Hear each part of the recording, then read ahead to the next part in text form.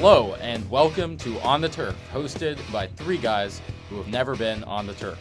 My name is Arjun Ryan. I'm Shribam Khanda. And I'm Rohan Patel.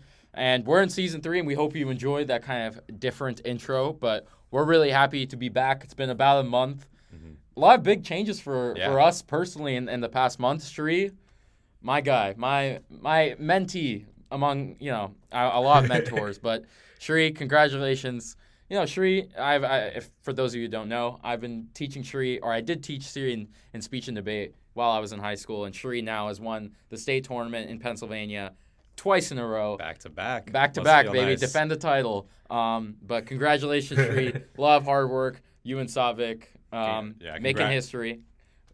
Capped off an amazing season for you, Shree. Yeah, congrats, Shree. Yeah. I mean, I've never Thanks seen you perform, but from what I gather, it's probably it seems like a dominant performance. That's Kyler Murray-like in the way slow your roll. that just seemed to take over.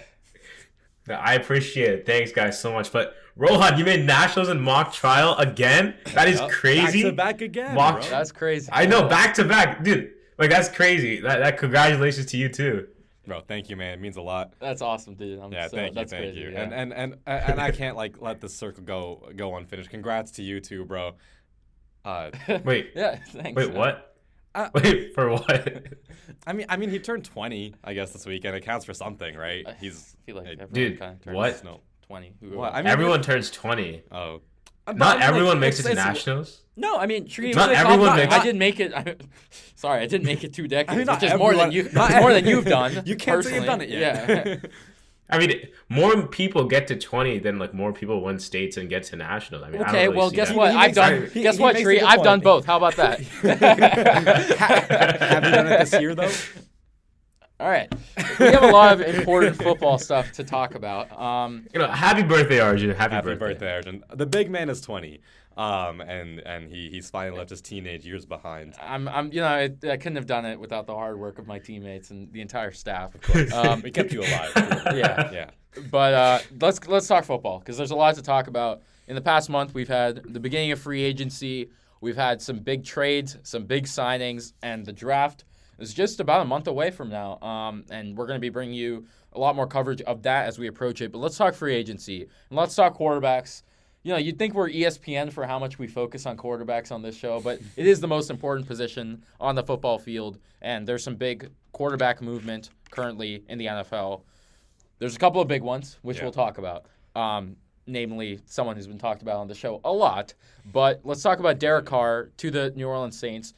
In our previous episode, we predicted where these quarterbacks would go. I think 2 of us predicted Derek Carr would end up with the Saints, and he has.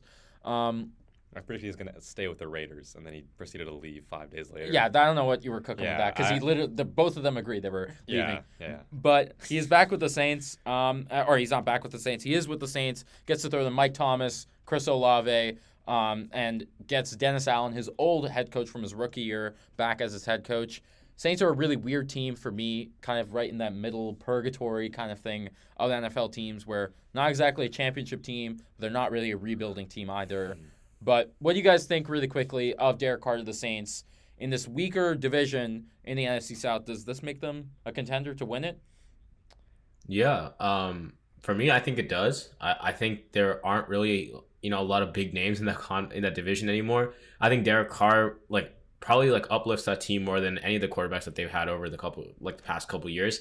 I'm excited for that offense. He has a lot of weapons to throw to, and that defense is no slouch either. So I think this makes them a contender for that division for sure. And I wouldn't be surprised if we see them in the postseason. They got Jamal Williams too, so I'm pretty excited for that offense. Yeah, I agree. I mean, I think that this does make them a contender solely because of the fact that this Saints team was really close to making the playoffs regardless, and that was with Jameis Winston, Andy Dalton at quarterback, and not really getting into a groove. So I think that having a stable quarterback in Derek Carr, he's not going to change the game in any way, I think. He's not going to make any big plays. But, again, with all the talent around him already, if Mike Thomas can stay healthy, that's even bigger. I can see them still going 9-8, 10-7, but in a really weak division, that could be enough. Again, I honestly don't love this signing. I think the Saints need to commit one way or another, because this is not a Super Bowl winning team. That's not a Super Bowl winning signing.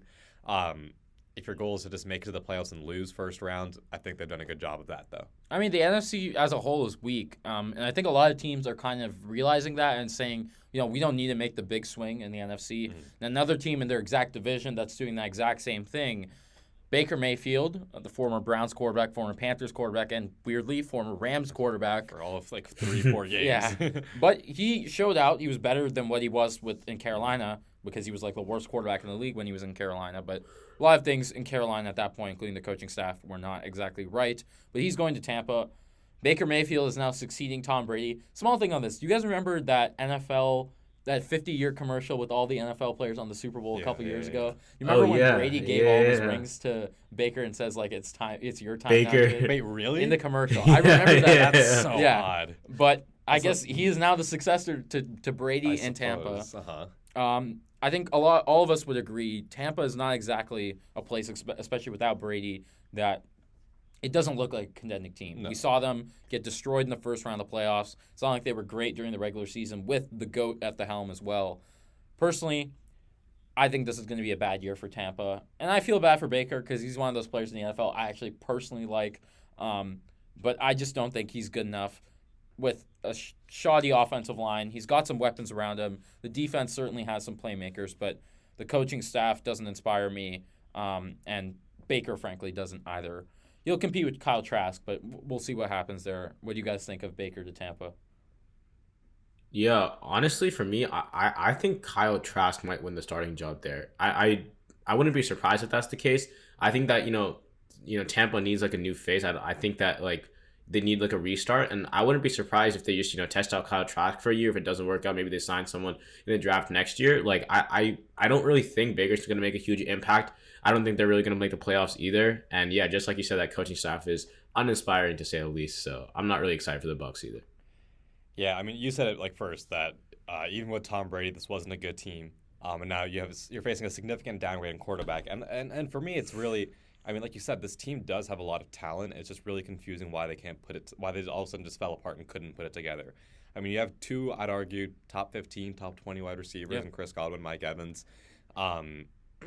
Your running back room wasn't bad. You had Leonard Fournette and Rachaad White, who was I think is going to be pretty good this year, especially for fantasy. I think he'll be good. On defense, you've kept most of your pieces from that Super Bowl run. It is, and yeah, your offensive line's gotten a bit worse, but it is very, very confusing as to what happened to this team. I think it really does come down to the coaching. I love Todd Bowles. He started off in Arizona's defensive coordinator. That's how he got his head coaching job first. I just don't know if he's the right coach for this team right now. And I think this will be a rough year for Tampa. I think they should consider drafting a quarterback this year to begin with. They're not going to have the opportunity. I don't think that. Yeah, I don't think they have an opportunity. I don't think they're going to the able to trade up either. Which I think they should consider that though, because this is a strong quarterback class. They have, and I don't know if you're going to get that opportunity again in the future, especially when you're going to, I think, have a very rough year. So, again, another move I don't love. It feels like a team that's trying to compete against other weaklings just to win the division, only to get knocked out in the first round again. So I don't love this move, but I'm intrigued by Baker to see what he can do in a full season. Yeah, I mean, I told you guys in the middle of the season when we were talking about Tom Brady retiring this year rather. Mm-hmm. This team is going to be in the Caleb Williams sweepstakes, and maybe it knows that. I mean, Caleb Williams, we're going to talk about him a lot next year, I think, but he is probably the best quarterback prospect to come out at least since Trevor Lawrence. Mm-hmm. And he's as close to Mahomes as a college quarterback has ever gotten. But let's talk about three bigger quarterback signings. Jimmy Garoppolo, a guy we've talked about a lot in the show because of Graham, obviously. But a guy, I think all of us have a little bit of different opinions on. I certainly like Jimmy a little bit more than you guys do. But now he's out of San Francisco without Kyle Shanahan, and he's reuniting with Josh McDaniels, his former offensive coordinator in New England, to join the Raiders. Weirdly, as we'll talk about later, the Raiders have lost Darren Waller, so he's throwing to Devontae Adams. Josh Jacobs is on the franchise tag. Hunter Renfrow has been talked about a little bit in trade talks, but it looks like he'll stay. So it's not nearly the offensive support he had in San Francisco, to say the least. And offensive line is the biggest thing you need to talk about, right? Yeah. The offensive line is nowhere near what he had in San Francisco, I think. And he's in arguably one of the best divisions of football, we think. Right, you got the Super Bowl champion, obviously. Right. The Chargers have Justin Herbert, and the Broncos could be on the upswing as Shree told us in the last episode as a Super Bowl team for this coming year. Didn't someone pick the Rams to the Super Bowl? Sorry, I just want to. No, Shree was gonna do Rams Broncos, but he changed it to Vikings. Smart man. Vikings Smart man. Broncos. Which, not smart man actually. Thank God I didn't go with the Rams. Yeah. But okay, Jimmy to Las Vegas. This is okay. We talked about two teams that I felt made the wrong decision by choosing to, in my opinion, pick up relatively mid-tier quarterbacks for the reason of competing in a weak division. Here you have the same thing. A team picks up a mid-tier quarterback in hopes of competing, and you can't do that when you have three teams with superstar quarterbacks. I'm gonna, or Russell Wilson, at least a prior superstar quarterback. Former superstar quarterback. And not only that, but three teams have significantly more offensive talent than you do right now. Yeah. And not only that, but I would argue that you're possibly the worst defense in this division. I think that's maybe that's, I don't even know think it's no, an that's argument. for sure. Yeah. So I actually hate this move a lot. If you're Las Vegas, I think you needed to be looking at. I don't know if Tom Brady made up his mind. I think you need to look at poaching him somehow if that was a possibility. I think you needed to look at. We're talking about Lamar later. I think you need to look at somehow getting Lamar. We're going to talk about Rodgers too. Somehow getting Rodgers. I think you need to look at a lot of different quarterbacks if you wanted to compete. And it really feels like a settled here. I'm fully expecting them to finish last in this division, which is disappointing when you have the best wide receiver in the game. Yeah. And I'd argue a top 5 running back as well, who just put up crazy numbers. He's going to be pissed because he's on the franchise tag next year. I don't like things in Vegas at all. You traded away Waller too for not nearly enough, I don't think. Overall, I think it's a really, really bad offseason from the Raiders. And this is not a good move. Yeah, I think in general, for me, the Raiders have been pretty uninspiring over the past few years. Ever since Gruden got fired, and then all of their picks going away, and then a lot of their players getting into legal issues. And it's just been a very constant mediocrity from them in general. And then bring. Sorry, finish. Yeah. No, go ahead. I think you're gonna get there about Devontae, right? Oh. Yeah. And then you bring Devontae to reunite him with his college quarterback with Derek Carr, then you trade Derek Carr away to the state. It makes you no release sense. Derek Carr, and now Devontae's there stuck. He's probably looking for Rodgers, but Rodgers is going to. We'll get to Rodgers later, but then you're left with basically a bunch of bullshit, and then Devontae Adams, right? So I don't know, that's a good way to describe the team. But I don't feel bad for Devontae because guess what? Green Bay, he went to chase the bag, and he got the bag in Las Vegas. He could have fully stayed in Green Bay and stayed with his pal. But he got the bag somewhere that he thought he was going to succeed and have a quarterback of his choice. But he knows going from the Green Bay Packers, one of the historically best franchises in NFL history, it wasn't going to be a good shit. Yeah, he had to. Okay. But you look at it now, and both franchises are much worse off for it. But anyway, we talked about Aaron Rodgers. Let's get to him. He went on Pat McAfee last week after tons of speculation that he was talking with the Jets, Woody Johnson, Robert Saleh, Nathaniel Hackett had all flown out to see him in California at his training facility. And he went on Pat McAfee, and he said a lot of things. Rodgers loves to hear himself talk, I'll say that. But he said that his intention is to join the New York Football Jets in MetLife. Jets. But he's leaving Green Bay, and this is something we've talked about year in and year out for the past 2 seasons, and we're finally here. Rodgers is leaving Green Bay, same way Brett Favre left to the New York Jets. Jordan Love is presumably now the starter in his 3rd season, just like Aaron Rodgers was. So, is history repeating itself? Are we going to see Rodgers blow up in New York and Jordan Love become the next in a line of MVP all-time great quarterbacks? That remains to be seen. But what are your expectations? Let's not go even expectations. What are your thoughts on Rodgers to the Jets? To me, I'll say really quickly, as a former Aaron Rodgers fan and still kind of a fan, to me, the situation, I don't know if you guys see the parallels here, it's a lot like Brady to Tampa to me. You've got a defense who really came on strong during the season, a head coach that people still have questions about, offensive weapons who have... we don't have questions about Bruce Arians. Right, but Robert Saleh, no one really has questions about him that much anymore. I think he's solved his side of the ball, And the defense is a top 5 defense. They need a tackle. That's the one thing they need. and they could draft that easily at 13 if they still have that pick. And you've got offensive weapons, Breece Hall, Garrett Wilson, Elijah Moore, and all they need is a quarterback. And they get a Hall of Fame, first ballot Hall of Fame, potential GOAT quarterback to come in. I think the Rodgers and the Jets will make the playoffs. I can't say right now without seeing the rest of the roster whether they can make a Super Bowl run, but I think this team, when Rodgers eventually joins the Jets, is a playoff team and can really make some noise in the AFC East. Yeah, so okay, talent-wise, I see it, right? They went 7-10, sniffing out of playoffs for most of the year, really, though, with a combination of Mike White, Joe Flacco, and Zach Wilson at quarterback, right? Now you bring in arguably a top 5 quarterback of all time. Here's my thing, though. You made the comparison to the Buccaneers. My first issue is that the Buccaneers team was experienced. Their weapons had experience. Here you're working with a really, really young, new roster. Like you said, Elijah Moore, Garrett Wilson, Breece Hall. They're really young. Corey Davis, I'd argue, is the only veteran receiver in that group. And sorry, but you brought in Alan Lazard too, one of Rodgers' favorite targets. First thing I'll say, I think Garrett Wilson is gonna have a not a Devontae-like season, but he's gonna show that he has that potential, and Aaron Rodgers will make him the closest thing to Devontae that we've seen in a long time. I think he's gonna have a very good year. My issue with this, though, is that the New York Jets and Robert Saleh I think their foundation is built on that no-nonsense sort of attitude, right? Eli Moore pulled a lot of BS in the middle of the year, rightfully so, in my opinion, first of all, because Zach Wilson was a bad quarterback. And what happened to him? He got benched. Like, he just got taken out of the game plan. Zach Wilson didn't, own up to his mistakes. He got benched. He got pulled out. Aaron Rodgers is the exact opposite of no-nonsense. And for me, I mean, you said it yourself. He loves to talk. He loves to hear his own voice. Come on. For him to make this decision, he had to go on a darkness retreat. He had to go on a darkness retreat to figure out if he wanted to keep playing football. And that is my only qualm about this, is that I don't know how he fits into this culture. Because this team is a very young team.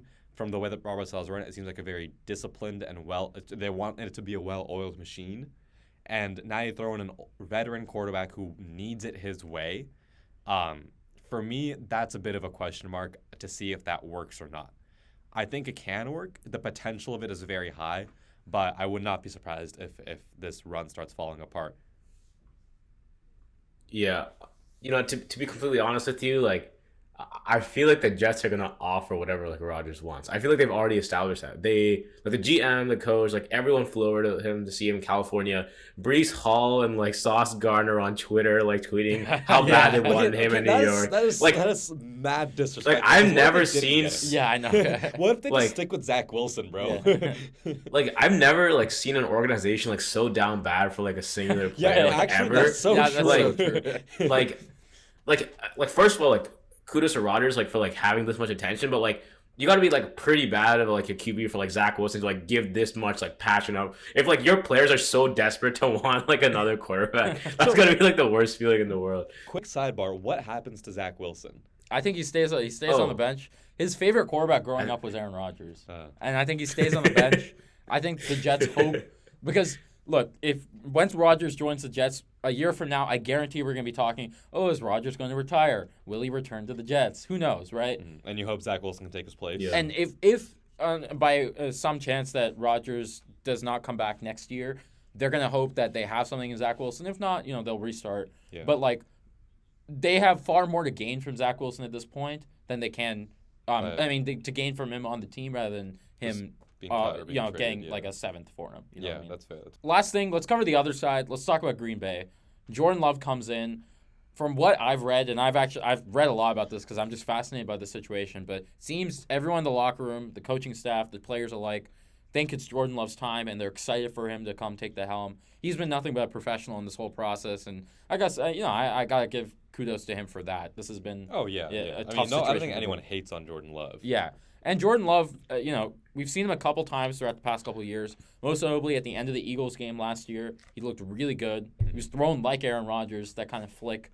And apparently the quarterback coaches reworked his throwing motion. And Jordan Love was the quarterback when he came in that 2020 draft. He was talked about as kind of that player who has that significant upside to where he can be one of those big playmakers, and he can really be that gunslinger. Personally, I think this is going to be a good year for Jordan Love. Christian Watson, Romeo Doubs, second year.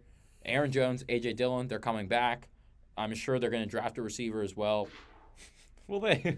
They will. I think it would actually be hilarious. You know how funny that would be in the first round if they draft like Jackson Smith and Jigba from Ohio State, for example. That's been something that's been mocked to them a ton. Oh man, that'd be so funny. Or a tight end. They could get. There's a great tight end class, but I think Jordan Love's going to be good. I think the Packers are going to be happy to just get out of this relationship, frankly, and get a real professional to come in and just play the game and be good in the press conferences. And, maybe Jordan Love in 15 years or so will find his own Pat McAfee, but we'll see.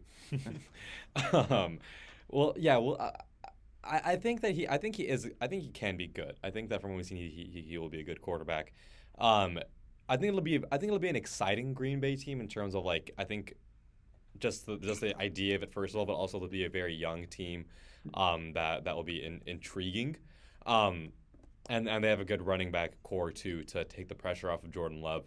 I don't think they'll be a playoff team. I don't think they'll necessarily be competing either necessarily. I see it sort of as first half of this year Trevor Lawrence, if that makes sense. A quarterback that's playing well, he's showing flashes, but he's making his mistakes.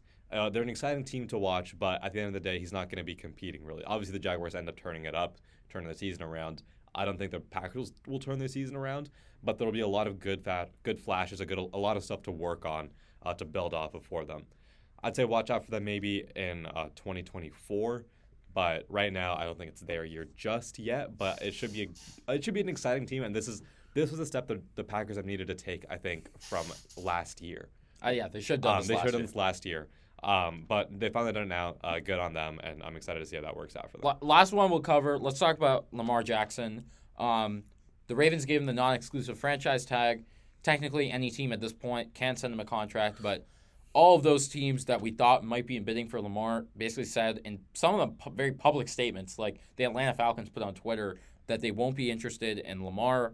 The reason being, a lot of people say collusion, but frankly, I think it's because none of these teams want to set a precedent with these fully guaranteed contracts that Lamar wants. In the style of Deshaun Watson, the Browns were not a good organization. They made that move, and they don't essentially want to put this precedent in ink. So for me, as I'm sure you guys will agree, Lamar will be back with the Ravens. I think the Ravens really tested Lamar in this negotiation process, and they look like they will win out eventually, and Lamar will have to take either a shorter deal or less guaranteed money. But we'll see what happens eventually with the exact contract details. But by August, Lamar will be back on the Ravens, I think. Yeah, I think he will be, but I feel really bad for him. I think he got – I know, like you said, the Browns are a bad organization. It's unfair to compare the contract to him, but I will say I feel like he's getting hosed.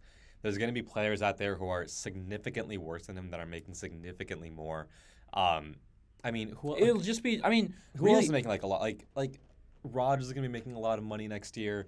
I'd argue Lamar is better than Rodgers at this point. No, but in his he will career. Still get a really good $50 million per year base per year. You know what I mean? Which is what Rodgers is making.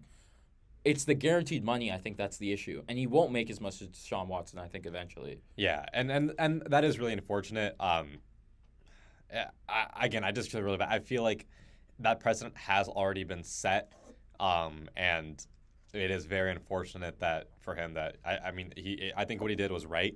I do not blame him one bit for you're saying that he did this without an agent. I'll say that he should have had an agent this entire time because apparently the Ravens offered him $200 million at the beginning of the season and he didn't take it, guaranteed. But Deshaun Watson got $250, but the $50 million was the kicker. Gotcha. Yeah, I don't know, man. Like, if I'm him, like I understand your logic. You're an MVP. You've just finished your rookie deal, and your team clearly needs you. Like your team is literally like a bottom 10 team without you, I'd argue. And to not get that money is very disheartening. I'd say there is like I don't know. Does he hold out? Do you think that's a possibility? No, I don't think so. I think he signs. I think he has no leverage at this point. That is true, yeah, and it's really unfortunate for him. I will still say if the Ravens make some decisions this offseason, pick up some or draft a receiver or something like that, I think this is still a Super Bowl caliber team if Lamar's there. But again, I feel bad from the situation, especially with the way that the cards really just didn't fall in his favor, and it seems like he misread the market. Yeah, I think we all talked about this before. Like the Ravens kind of built their team around Lamar. Like I think a lot of their team, like the style of their offensive play calling, has been built around like Lamar's game. I don't have a reaction to this. Like I knew this was gonna happen like from the start. I think like we've been talking about this for the longest time. Like he deserved to like get paid. Like he had like that time. Like I remember I had like a rant about Lamar like when he threw like 6 touchdowns or something against and he was in like the lead for the MVP race, and like I was saying that he needed to get paid then, and we're still having that conversation now. Like we've been talking about Lamar getting paid, and then like Rodgers is like drama, like probably like the most amount like on this podcast at this point. Like a full year. No, now. I remember we talked right, we talked about Rodgers. I think in our first episode, Shree and I. So but I think was it like Rodgers the Broncos? Broncos was the team last year. Yeah. So like. This is probably like the second like longest like topic that we talked about, and that's like crazy considering like an MVP quarterback like not getting paid. But it is what it is. The Ravens are an L organization. I mean, and that's not even like a Steelers fan bias. I think that's just like objectively like I think the Ravens are actually a really good organization. Personally, drafting wise, I think they do a great job in free agency. Yeah, well, I'm talking about in against Lamar specifically. Yeah, I do think it is a bit disrespectful, but at the end of the day, he'll get a lot of money, but maybe not as much as he deserved. But we'll move on to talk about other big free agency signings. There's been a few ones, or big free agency trades rather. So first off, arguably top cornerback in the game. I don't know if you'll call him that anymore, but Jalen Ramsey gets traded to the Miami Dolphins. Creates a really, really nice cornerback tandem with him and Xavier Howard. This Dolphins defense, secondary was a weakness, I think, all year. Now you got a really strong secondary, I think, by putting him in the mix. You got Javon Holland at safety, too. On the line, you have Bradley Chubb. Who else? They got who are their middle linebackers? I'm forgetting them right now. Jerome Baker, yeah, also a good middle line. I think this is a good defense now.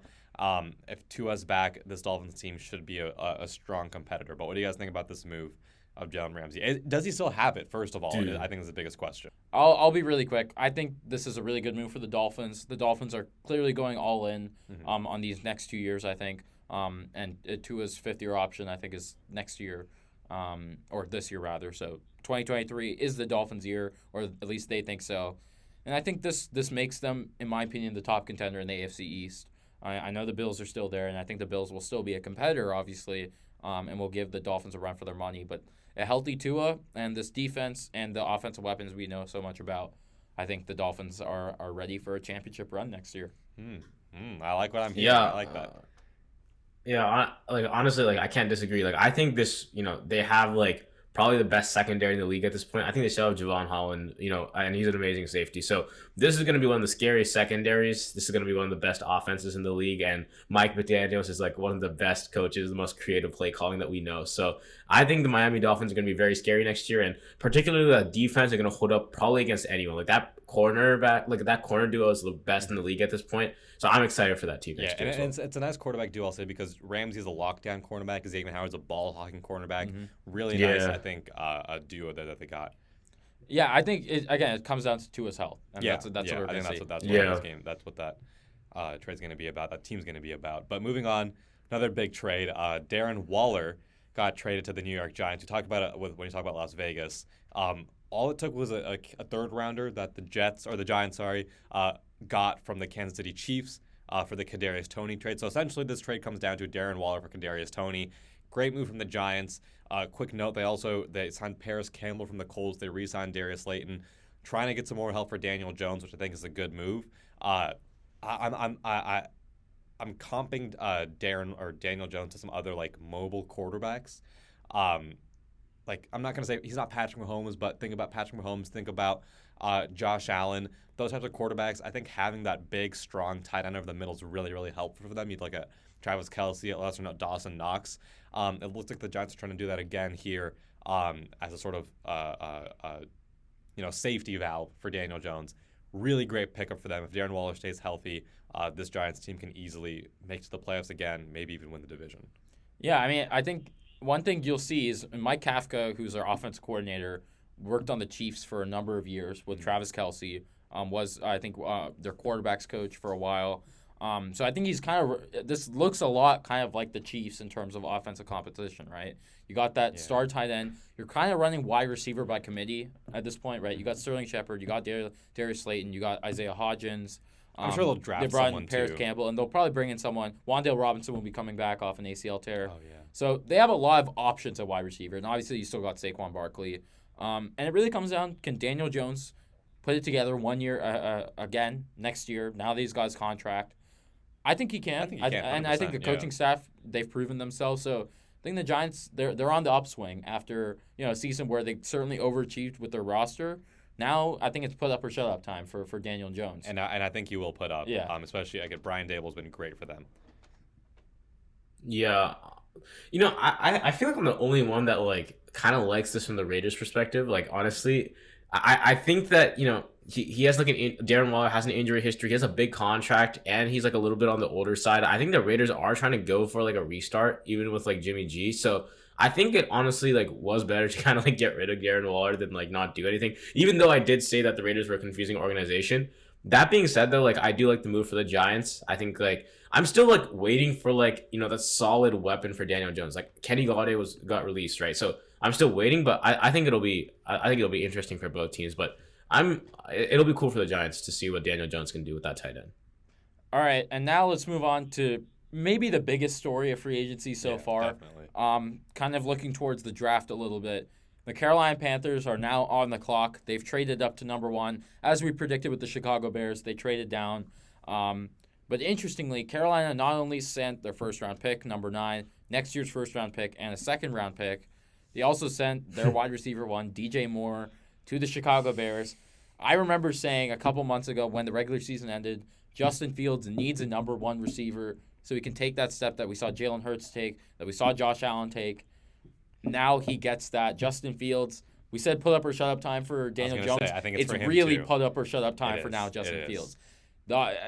Really, I don't think there's any excuses anymore. You still have Darnell Mooney, you have Chase Claypool, and now you have DJ Moore. Yeah. That's and Cole Kmet. You got good receiving core. And you bring in Robert Tonyan as well. Oh yeah. Offensive line, get some starters. Defense is coming together.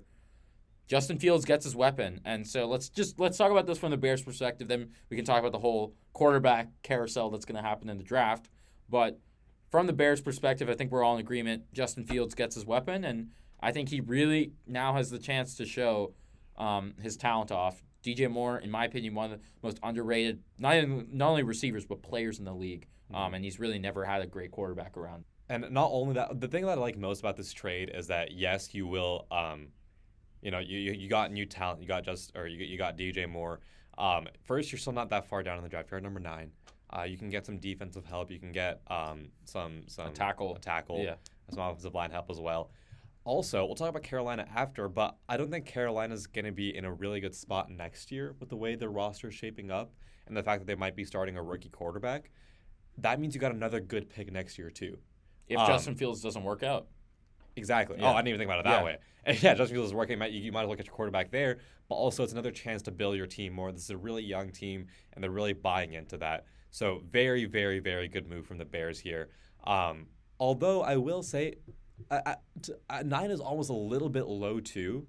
I thought I saw some reports that the Bears might trade up again and use the Carolina first-round pick from next year as well to maybe get their choice of receiver or get their choice of tackle, get their choice of defensive help.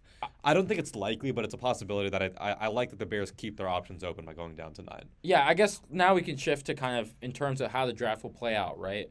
I think it's likely we see at least 3 quarterbacks go into top 4, right? So we have the Panthers at 1, Texans at 2, both almost, I think, 100% will go quarterback. Yeah. Cardinals at 3.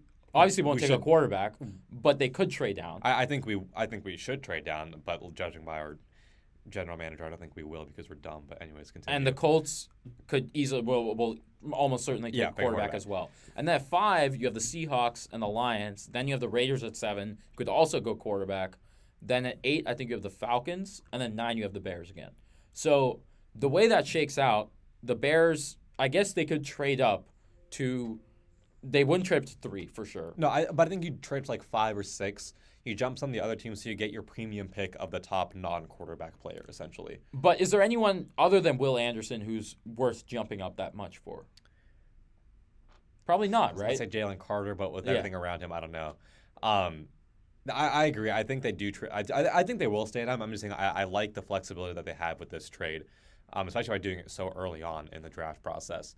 But looking at the flip side of this, the Panthers. I'll say first, I don't love the fact that they traded away DJ Moore. You're bringing in, obviously, a rookie quarterback. It doesn't look like you have a solid backup that you want to start over the rookie quarterback. It looks like you're going straight into the fire with him. Well, they got Andy Dalton. Oh, I don't want to see more Andy Dalton, bro. I don't. I just want to see the rookie at this point. Who it will be, very much up in the air. It looks like it might come down to C.J. Stroud, Bryce Young. Anthony Richardson. Listen, I'm a big AR-15 fan. Anthony Richardson. Ooh, can we get a clip of that, please? AR-15. Rohan, if Rohan pursues a political career, that is going to come up. Oh gosh.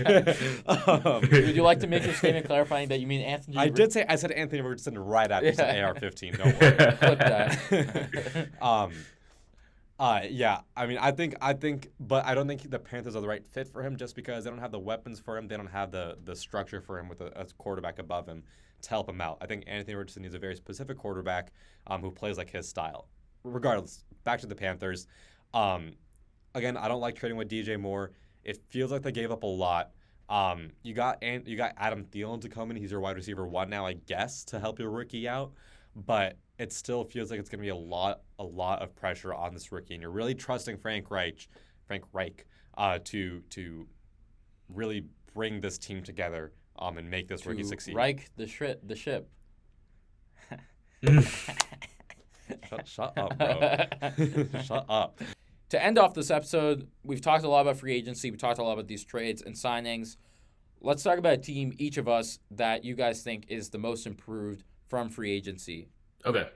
Yeah, I know we talked about them before, but for me, I think it's the Chicago Bears. Like, honestly, like, if I think there's any team that's really made, like, a transformation, like, deadass, like, just over, like, a couple of weeks on free agency, I genuinely think the Chicago Bears.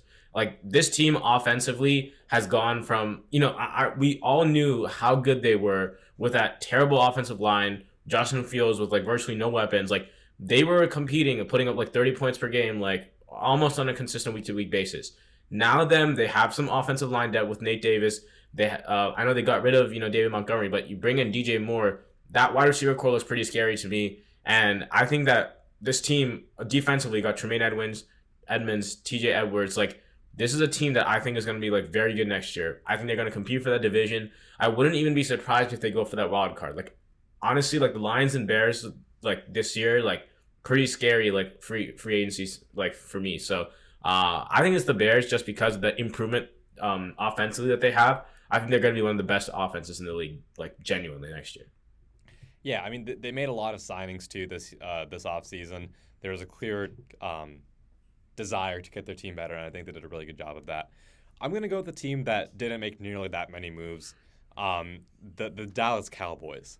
I hate that I'm like, sort of like, how about them Cowboys? Right? Yeah, I'm talking about the Cowboys too much. I was like really like going off on how I liked Dak Prescott the other day. That pains me. But Cowboys, I think they only made a few trades, but they were big ones. So first of all, let's start with who they kept. They kept Leighton Vander Esch, kept Donovan Wilson, 2 key pieces on that defense, which is solid for them for pretty much retaining a lot of that team that made the playoffs last year and was really good for most of the regular season. Now, 2 big trades. They trade first off for Stephon Gilmore. That's a move I really, really like. He was sort of wasting away on the Colts, and he was still pretty solid in my opinion. I mean, this is a guy who's only, 2-3 years removed from being the defensive player of the year and leading the league in interceptions. So now you pair him with almost Stephon Diggs. I meant Trayvon Diggs. Another really good cornerback tandem that has different styles of cornerbacks. So I really, really like that move for the Cowboys, especially because their secondary got gashed. I think that was one of their biggest issues. And you have Micah Parsons on the front line, like I said, Leighton Vander Esch in the middle linebacker position. Defense is shaping up to be a bit better, and they got that lockdown corner that they need. Next trade, I think it just happened yesterday. Brandon Cooks finally gets out of Texas. No, sorry, out of Houston. Still in Texas. Not out of Texas though. He's just moving across to Dallas.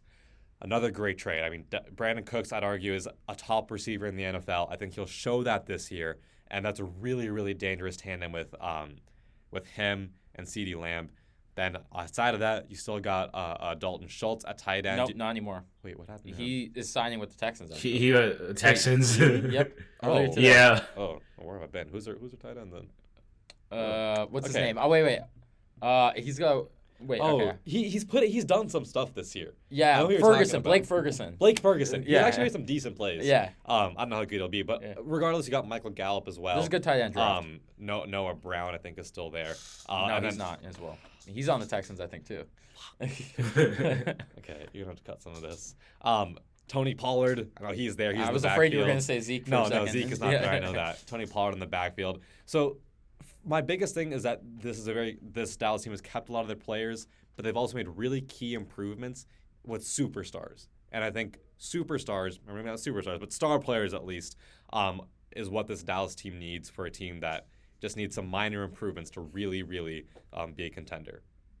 Yeah, I like the Dallas moves a lot. The one thing I'll say about Brandon Cooks is that they got him for 5th and the 6th, which is ironically what they got for Amari Cooper. So can you make the argument? I mean, they're paying Brandon Cooks less than they would have paid Amari Cooper. So I guess. But can you make the argument that you should have even? They should have just kept Amari Cooper. Maybe. Considering how good Amari Cooper was for the Browns last year, I see the argument. Yeah. But I think Cooks will be good.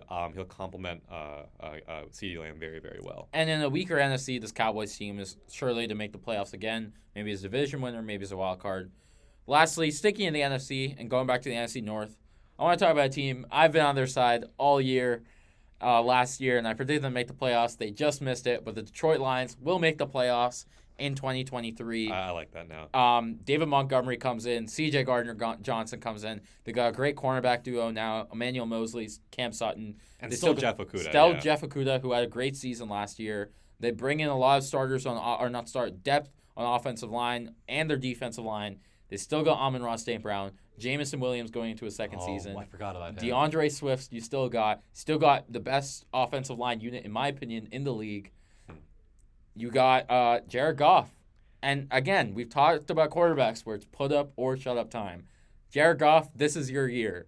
You want to prove to everyone that you weren't Sean McVay, that you were not just Sean McVay. This is the year to do it. Yeah.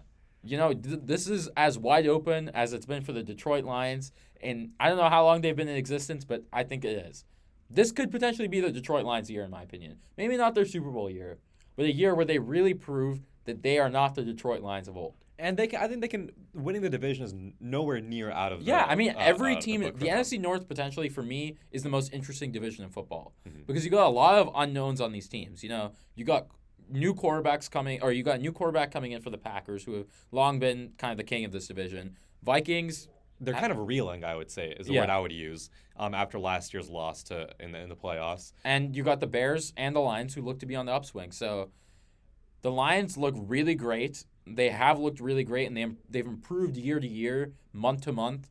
And I think they improved a lot in free agency. Now they have the number 5 pick in the draft as well. They can get one of the top press spots.